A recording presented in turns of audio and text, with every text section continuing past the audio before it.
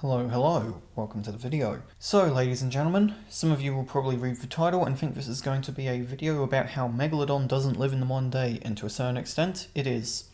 However, I feel more inclined to address some issues I've seen in videos that have cropped up online and whinge while doing so. I've compiled a playlist of over 20 videos, all talking about Megalodon in a cryptozoological setting. These videos, with some exceptions, are basically the same video, just different creators. I haven't watched all the videos in this playlist, but that's because after watching 20 of them, I genuinely couldn't continue.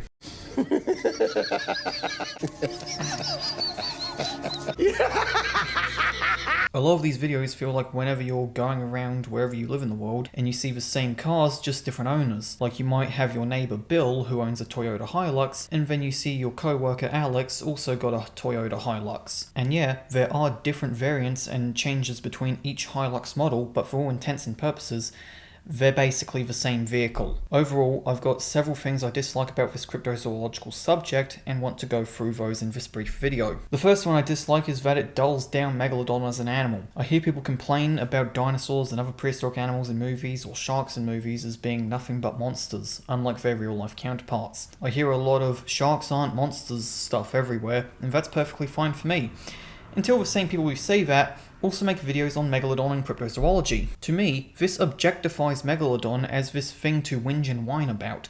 A lot of these videos never go in depth on ecology, reproduction and evolution, unless it's just about why Megalodon isn't alive in the modern day. I reckon if a lot of these videos were more focused on some more interesting subjects about Megalodon, such as ecology, reproduction, history of discovery or more, there could be a treasure trove of videos online right now. And this would allow people to know a lot more about the shark beyond this surface level garbage. But beyond this, the bulk of Megalodon content is either comparisons with Leviathan or how big it was, and all that content does is make Megalodon into that one friend who's 6'6 plus and built like a Yamato class battleship, where you're either talking about how big he is or comparing the strength of other people to him. There's more to that friend than just his size and strength. All these videos that rant about the Meg being extinct or comparing it with Leviathan do is just trivialize the shark as having this aura based solely on its possible or impossible modern day existence or what it could be in a fight. And the most annoying part for me is how much of this living Megalodon stuff is centered around this idiotic mockumentary,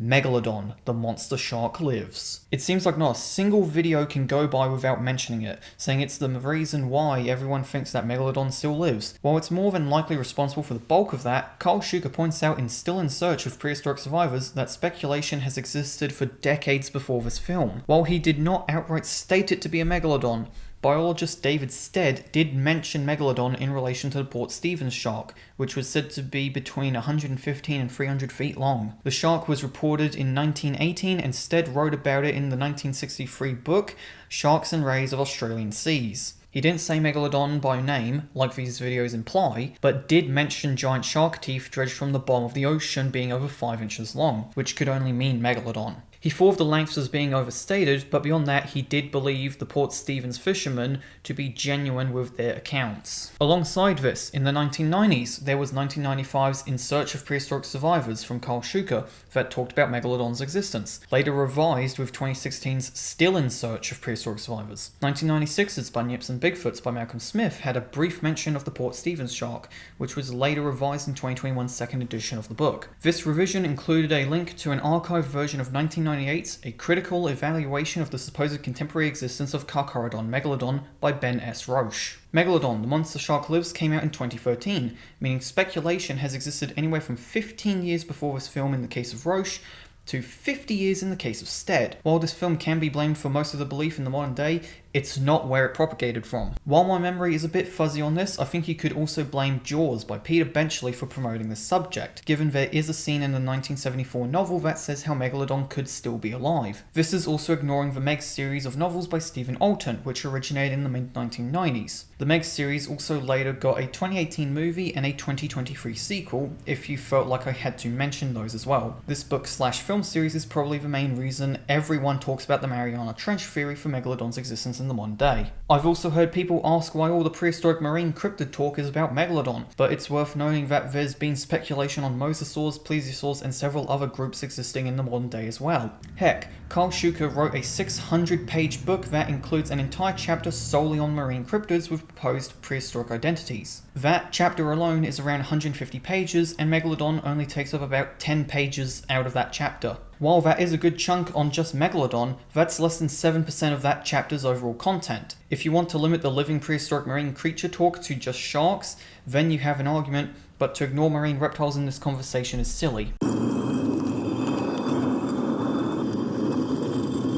Given the fact the Loch Ness Monster has been talked about for so long and some have theorized it's a plesiosaur, a more fitting complaint would be why is there only plesiosaurs and megalodons on this subject. Overall, to keep this video short and sweet, I hope this living megalodon topic finally dies at some point. There's been videos posted on this subject since Benji Thomas's video in 2018, and each succeeding video has the same vibes as, hey man, can I copy your homework? I recommend to anyone watching this video to not cover this subject and focus on making Megalodon content that shows the giant shark as an actual animal.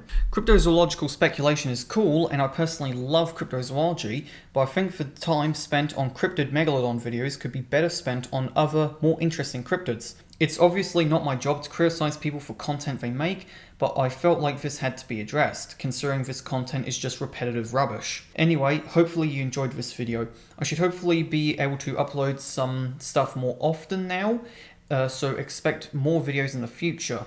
Anyway, make sure to like and subscribe, and I'll see you next time I upload.